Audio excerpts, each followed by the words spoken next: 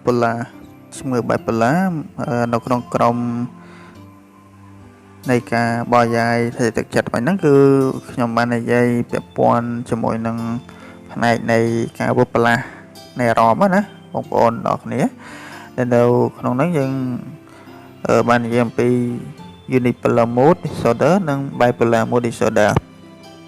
បាទអញ្ចឹងពាក់ព័ន្ធជាមួយនឹង bipolar mood disorder ដែលយើងហៅថាជំងឺ bipolar ហ្នឹងឯងជំងឺ bipolar គឺត្រូវបានកំណត់ទៅដោយអារម្មណ៍នៃការធ្លាក់ទឹកចិត្តណានិងការរវើវាយបាទហើយអាចនឹងមានលក្ខណៈញឹកញាប់ជាប្រចាំឬក៏មិនសូវជាញឹកញាប់ប្រហែលទេតែវាកើតឡើងច្រើនឆ្នាំណាដាច់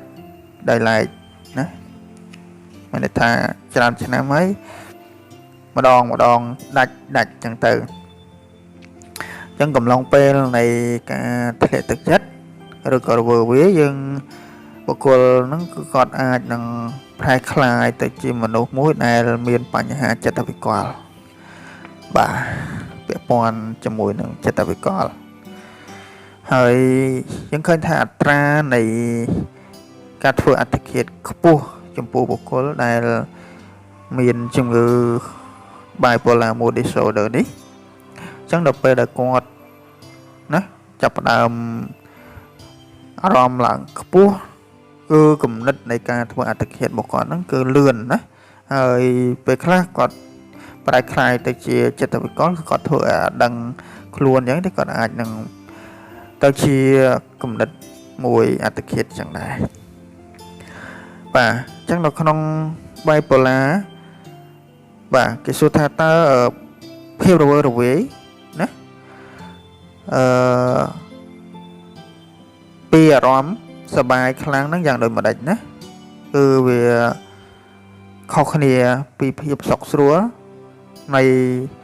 អារម្មណ៍របស់គាត់ហ្នឹងយ៉ាងដូចម្ដេចបាទអញ្ចឹងអារម្មណ៍ដែលកើតឡើងច្រើនទៅខ្ពស់ទៅហ្នឹងគឺគាត់ឆាប់ខឹងឆាវឆាវណាហើយគាត់មានអាកប្បកិរិយានៃរាងកាយនិងការគិតរបស់គាត់ហ្នឹងច្រើនជាងធម្មតាគាត់មានបញ្ហានៅក្នុងជីវិតនៃការរស់នៅប្រចាំថ្ងៃដែលគួរឲ្យគាត់សម្គាល់ណាយើងមើលទៅគាត់ដូចជាមិនប្រក្រតីណាដូចអារម្មណ៍នៃមនុស្សធម្មតាទេជាចិត្តធ្វើអីមួយដែលយើងមើលទៅឃើញថាគាត់នឹងជាមនុស្សចម្លែកឬក៏គួរឲ្យចាប់អារម្មណ៍បាទជារឿយៗយើងក៏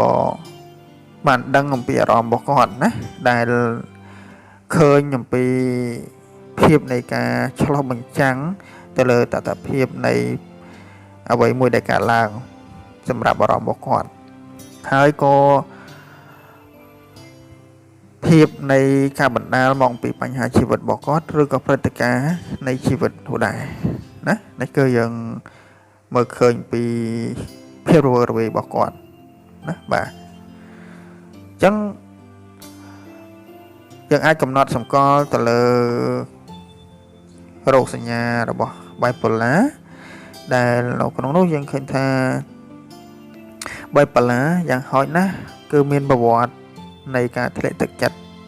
យូរម្ដងបាយពោនោះគឺវាពីរវាមានអារម្មណ៍ឡើង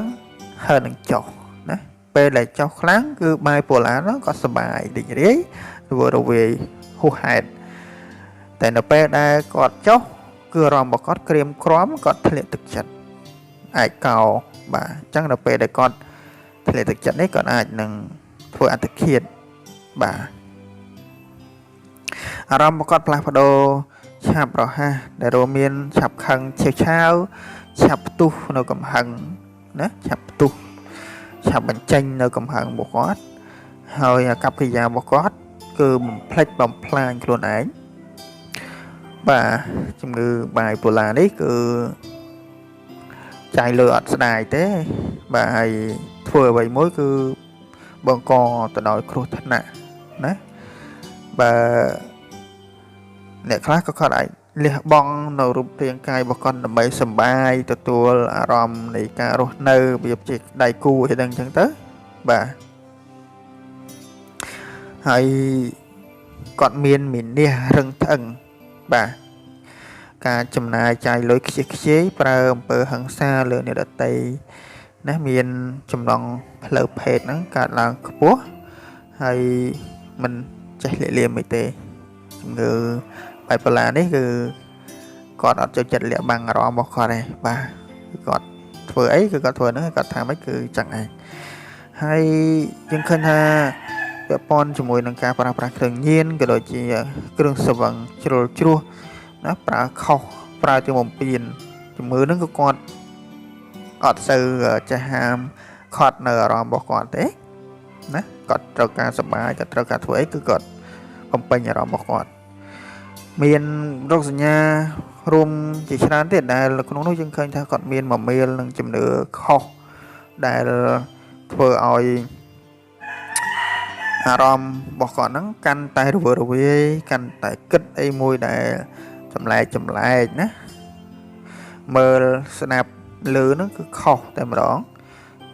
ជំនឿរបស់គាត់ហ្នឹងគាត់យល់ថាគាត់អាចជប់មនុស្សជប់ព្រះជប់អតិទេពមានព្រះអតិទេពកាន់គាត់មានគ្រូកាន់មានមនុស្សពិសេសណាមួយស្ថិតនៅក្នុងខ្លួនអញ្ចឹងតាបាទនេះជាជំងឺ bipolar ដែលនៅក្នុងនោះយើងណាក៏បីពិចារណាហើយក៏បីឆ្វេងយល់ឲ្យបានយល់ដឹងអំពីប្រភេទនៃជំងឺដែលខ្ញុំបានរៀបរាប់មកខាងលើនេះអញ្ចឹងខ្ញុំសូមបញ្ចប់ត្រឹមនេះជាមួយនឹងការបកស្រាយនៅវីដេអូខ្លីនេះជូនទៅដល់ប្រិយមិត្តទាំងអស់គ្នាអំពីជំងឺដែលខ្ញុំបាននិយាយមកនេះពាក់ព័ន្ធជាមួយនឹងផ្នែកនៃវិបលាសនៃអារម្មណ៍បាទនៅក្នុងហ្នឹងមានជំងឺធ្លាក់ទឹកចិត្តហើយនឹងជំងឺ bipolar ហ្នឹងតែវាចែកដាច់ផ្នែកផ្សេងគ្នាណាបាទអញ្ចឹងហើយក៏សូមអរគុណសម្រាប់ការយកចិត្តទុកដាក់ចូលរួមស្ដាប់អំពីប្រិយមិត្តទាំងអស់គ្នាហើយសូមប្រិយមិត្តជួយចុច Subscribe នៅ Channel YouTube របស់ខ្ញុំផងខ្ញុំនឹងបានចែករំលែកនៅវីដេអូថ្មីៗជាច្រើនទៀតនៅក្នុង YouTube Channel របស់ខ្ញុំបាទសូមអរគុណ